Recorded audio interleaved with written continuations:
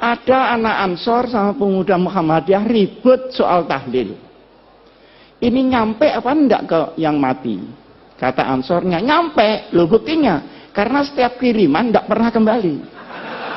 Loh ini ngomong apa? Pak, ya pemuda Muhammadiyahnya ini kan enggak terima. Mana tanda buktinya? Nah kalau diserahkan bangsa begini ini Pak, innalillahi wa inna ilaihi raji'un.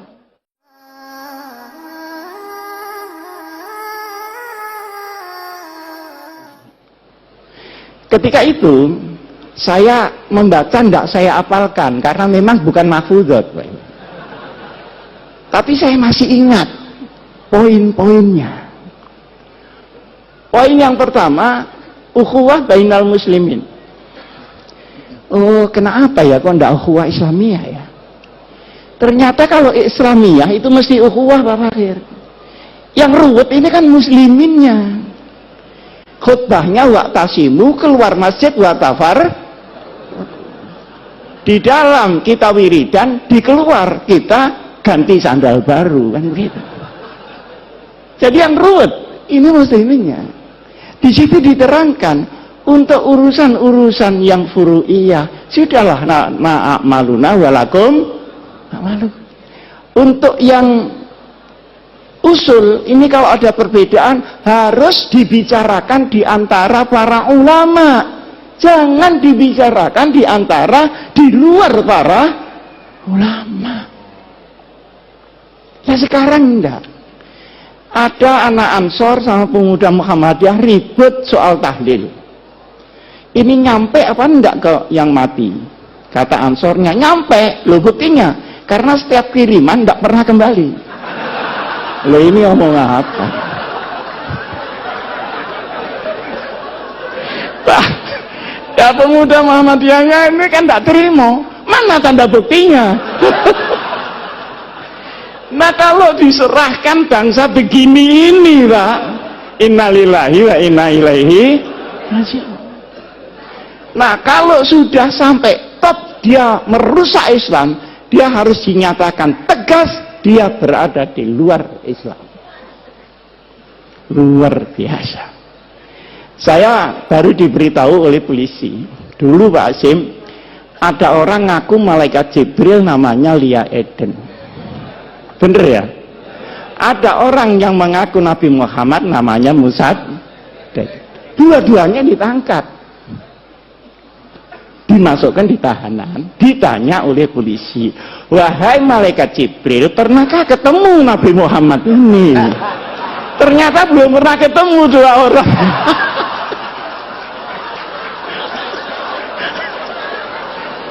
Lah kalau sudah sampai ini Pak, ya sudah, harus tegas, tidak usah ragu-ragu. Saya juga menyampaikan sama Al-Mukarram, Bapak Menteri Agama, sudah jangan ragu, katakan itu bukan Islam. Kenapa ragu? Tapi ini jangan cuma ditepuk tangan itu. Maksud saya, yang lain-lain itu ikut mendorong lah, supaya ada pride.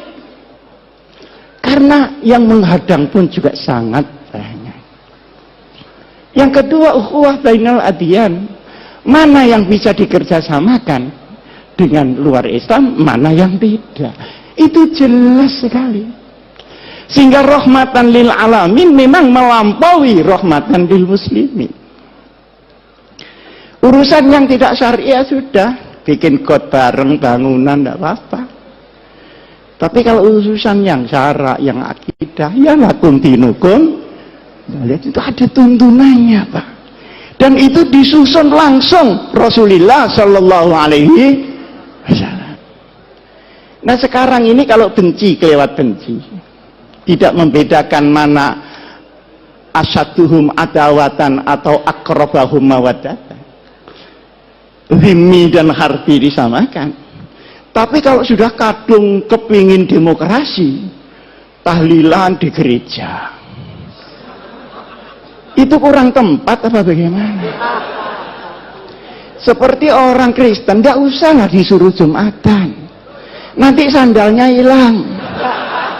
Saya kan sering dicemooh sama orang Kristen. Gimana orang Islam itu?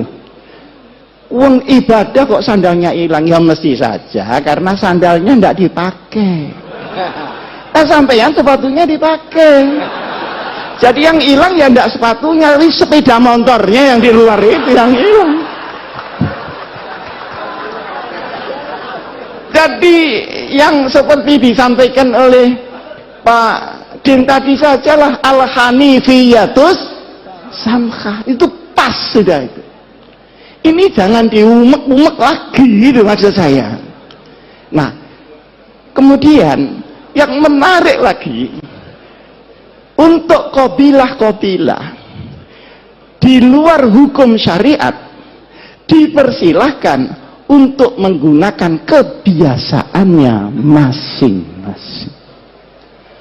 Ini saya belajar usul fikih di sini juga begitu Pak Hasan.